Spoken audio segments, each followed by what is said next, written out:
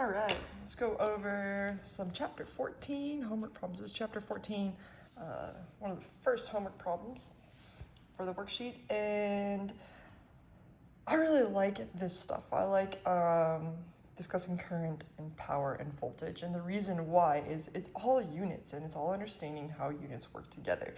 There are a few base units that you probably ought to know. And one of the things I don't like is just like molarity is big M. Really, that's mole per liter. And when you break it down into understanding that it's mole per liter, it makes it far easier to understand it and work with it. So I'm going to start with current.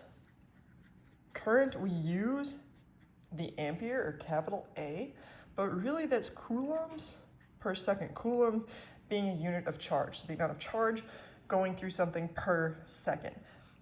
Power is given watts, and really it's just joules, which is energy per second. It's the amount of energy per second. There's one conversion that I really think is worth memorizing. That's Faraday's constant. Memorize. And that's that there are 96,485 coulombs in a mole of electrons. So for every mole of electrons, you get 9645 coulombs of charge. And these three things will really get you far in problems like this.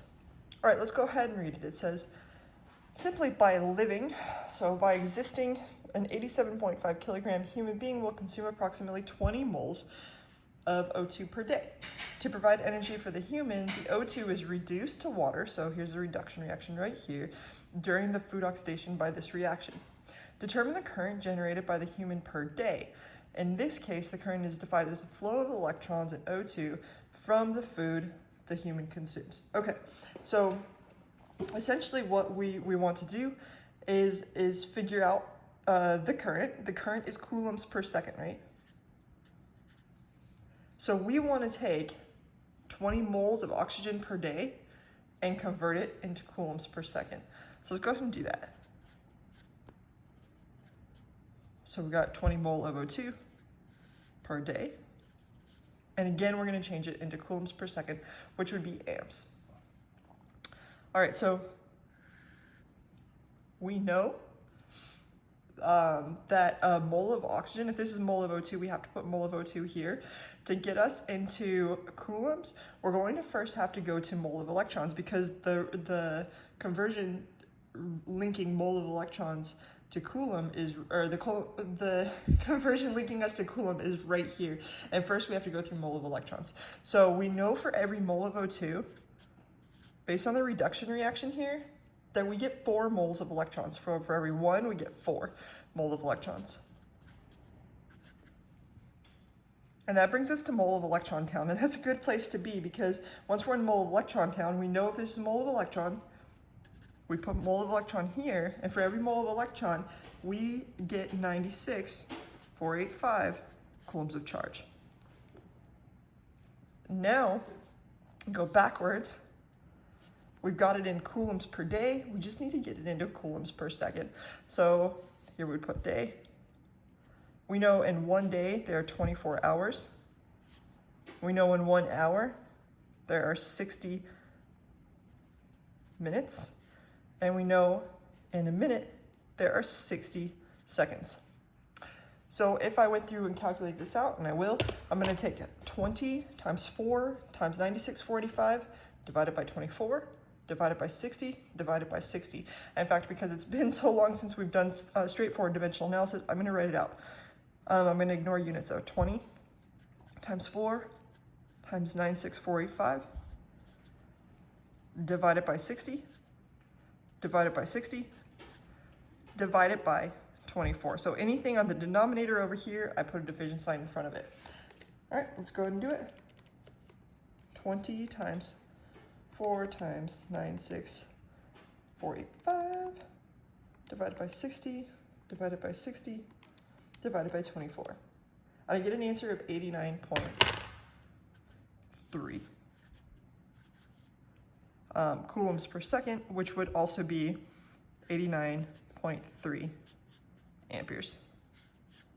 And that would be your answer. All right, moving on to the next question. It says, reduction of O2 can occur by a donation of electrons from the nicotinamide adenine nucleotide, which is NADH. And when this occurs, the electrons experience a potential drop of 1.30 volts.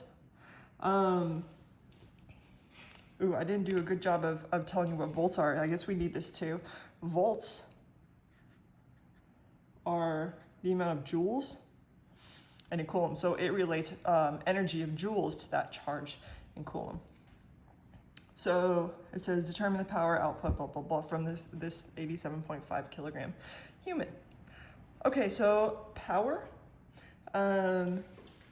is units of joules per second, as written up here. So we're trying to get units of joules per second. The information that we know right now is that there are 89.3 coulombs per second. And we also know we have 1.30, and that's 1.30 joules per coulomb.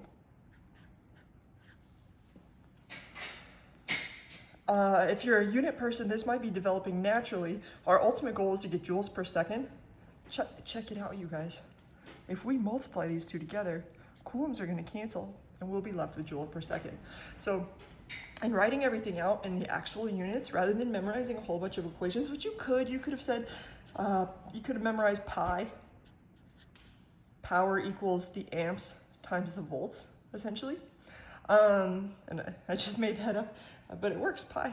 All right, you could memorize that, but that's no fun. It's way more fun to look at the units, and if we just multiply these two together, then you'll be left with units of joules over seconds. So let's go ahead and do that.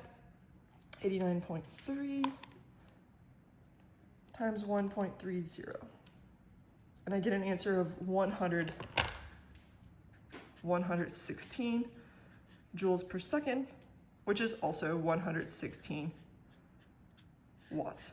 So again, if you understand these units, your life is going to be a lot easier. And if you don't understand those units, then you'll be memorizing equations and wishing that you understood the units.